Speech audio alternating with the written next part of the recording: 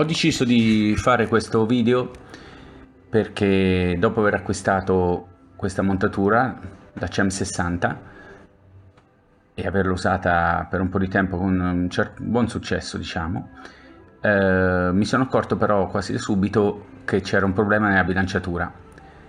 Secondo me si può dividere in due parti, sia la parte di declinazione che quella, la bilanciatura in ascensione retta.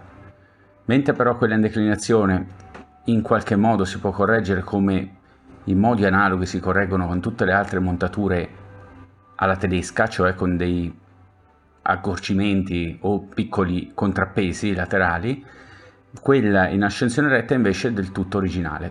Qui avevo già bilanciato, si vede il piccolo contrappeso laterale per compensare tutti gli eventuali pesi asimmetrici, avevo già bilanciato tutta la montatura e si vede che in declinazione era a posto. In ascensione retta la sblocco ed ecco il problema: nonostante sia completamente bilanciata, cade. Avevo bilanciato anche l'ascensione retta tutto sulla sinistra e tutto sulla destra, infatti in queste due posizioni rimane fermo il telescopio, anche stabile, no? Se da colpetti e non si muove, ma se invece lo si posiziona nello zero position e lo si molla, cade inesorabilmente. Il punto di equilibrio è tutto sulla sinistra, ovunque la si metta questa cadrà da quella parte. La prima soluzione che viene in mente, e effettivamente poi guardando su internet altri hanno visto lo stesso problema e l'hanno risolto con la prima soluzione che viene in mente, cioè mettere un contrappeso accanto alla barra del contrappeso, lì dove l'ho messo anch'io, un bel contrappeso per annullare il problema. La montatura come prima è completamente bilanciata, sia in ascensione retta che in declinazione, ma questa volta c'è quel contrappeso che annulla la rotazione che abbiamo visto prima, e infatti ora ovunque lo si mette rimane fermo. Adesso è tutto libero, quando è libero è praticamente come un cuscinetto a sfera, si muove per niente, e invece è fermo, è perfettamente bilanciato in tutte le posizioni, come dovrebbe essere, in definitiva.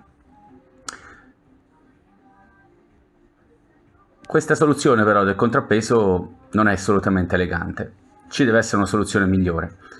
La soluzione migliore viene guardando un attimino come è stata realizzata questa montatura. È stato disaccoppiato l'asse di declinazione con l'asse su cui si trovano i contrappesi. Il fatto che è disaccoppiato si concretizza con quelle due viti. Quelle due viti che indico di fatto bloccano, fanno sì che i due assi tornino a essere quantomeno sullo stesso piano. Ecco, la mia montatura evidentemente non era stata assemblata bene. Quell'asse e l'asse di declinazione non sono complanari, sono leggermente storti e quindi puoi bilanciarla, ma avrà questo effetto. Allora le ho svitate con il telescopio sopra montato, ho provveduto a ruotarlo fin tanto che non cadesse più e poi l'ho bloccata.